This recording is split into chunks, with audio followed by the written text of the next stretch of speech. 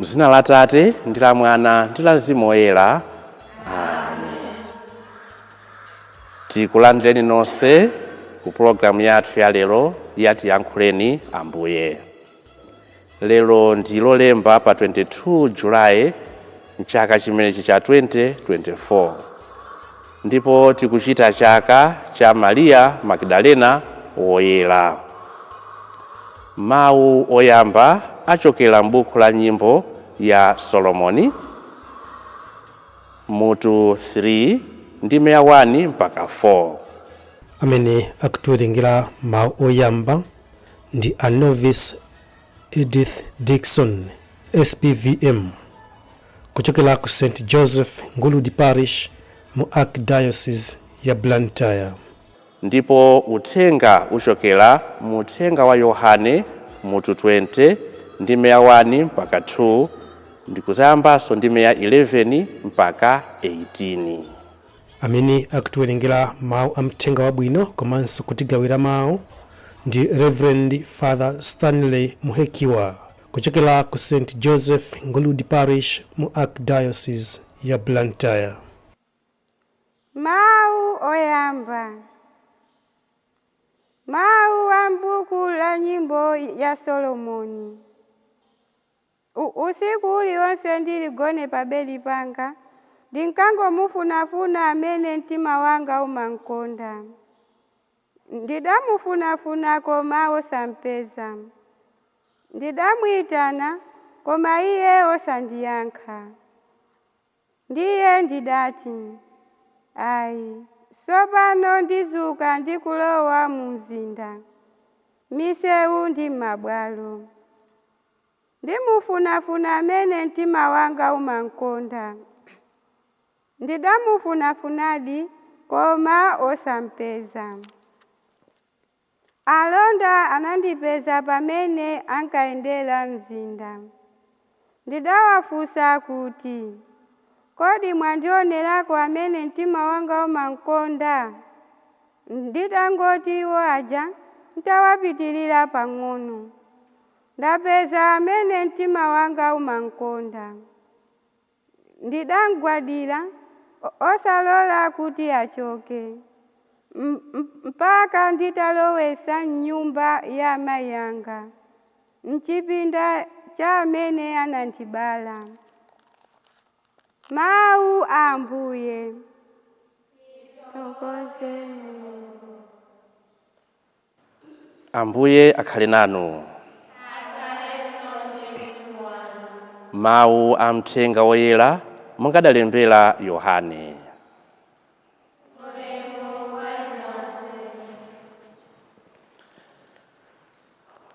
Yohane mutu 20 ndime ya 1 mpaka 2 kuzayambanso ndime ya 11 mpaka 18. Pasiku losatira sabata ya Ayuda, mamawa ndithu kukadalika mdima, Mariya wa ku Magadala adaza ku manda a Yesu. Adaona kuti chimwala chija chachosedwa kale pa khomo la mandawo.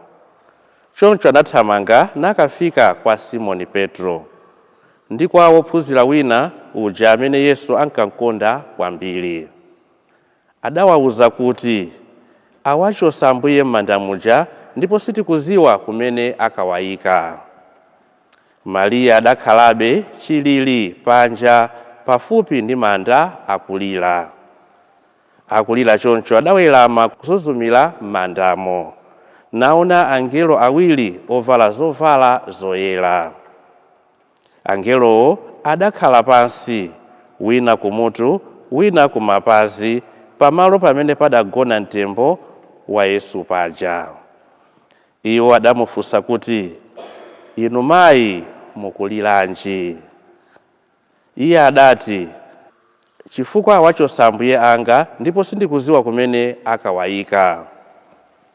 Atanena zimenezi adachewuka ndipo anaona Yesu atayimirira potero, koma sadazindikire kuti ndi Yesu. Sono Yesu adamufunsa kuti, mayiwe, ukulilanji? Ukufuna yani? Mariya ankayesa kuti ndi wakumundako, motero adamuwuza kuti, bambo, ngati mwawachosa ndinu, mundiuze kumene mwakawayika kuti ndikawatenge. Yesu adati, Mariya. Iye adachewuka nanena kuti, Raboni, ndiye kuti aphunzitsi pa chiyankhulo cha Chihebri. Yesu adamuwuza kuti, usandigwire, pakuti sindinakwerebe kupita kwa Atate. Koma pita kwa abale anga ukawawuze kuti ndikukwera kupita kwa Atate anga, omwe ali Atate anunso, Mulungu wanga yemwe ali Mulungu wanunso. Mariya wa ku Magadalayo adapita nakawuza ophunzira aja kuti ndawaona Ambuye, ndipo adawakambira zimene Ambuyewo adamtuma. Mthenga wa Ambuye.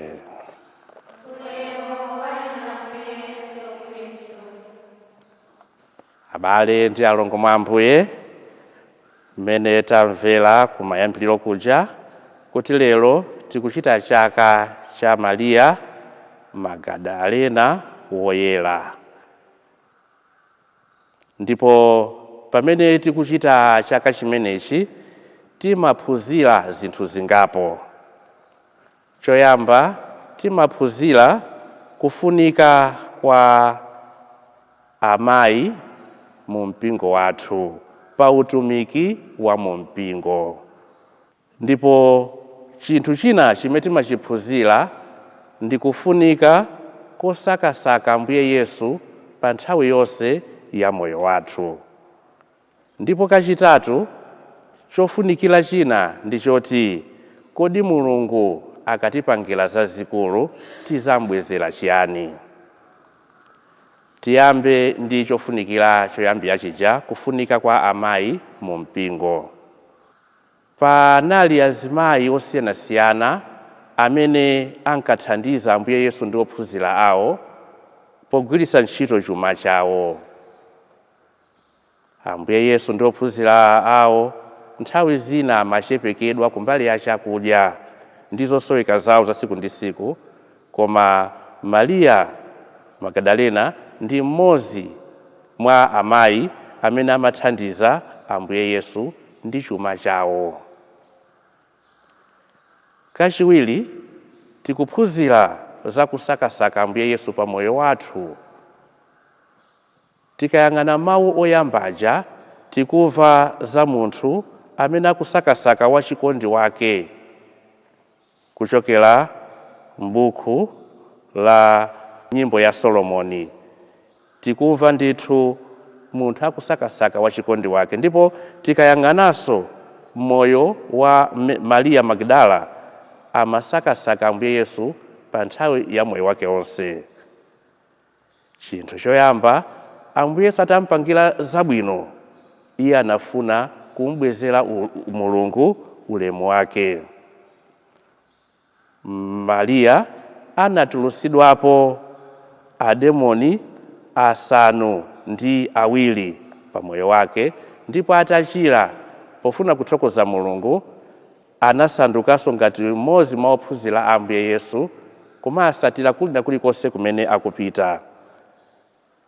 Pa nthawiso imene Ambuye Yesu anali pa mtanda paja, iye anali mmodzi mwa azimayi amene amalira pa nthawi ya chisoni imeneja. Ndiponso akuti kumapeto anthu amene amachoka ndithu pa mtanda paja ku Gologota kuja, iye anali mmodzi mwa anthu omalizira kuchoka pamalo pamene Ambuye Yesu anaphedwera. Komanso Ambuye Yesu atayikidwa anali mmodzi omapita kumakafufuza, kumakaona pa manda a Yesu, kusakasaka Ambuye Yesu pa nthawi yonse ya moyo wake, ndipo akulandira ngati malipiro ake abwino okhala mmodzi oyambirira kuziwa kuti Ambuye Yesu auka. Iyeyu akuchitira umboni kuti Ambuye Yesu auka. Pa moyo wake kodi ifeyo ngati Akhristu alero tikuphunzirapo chani?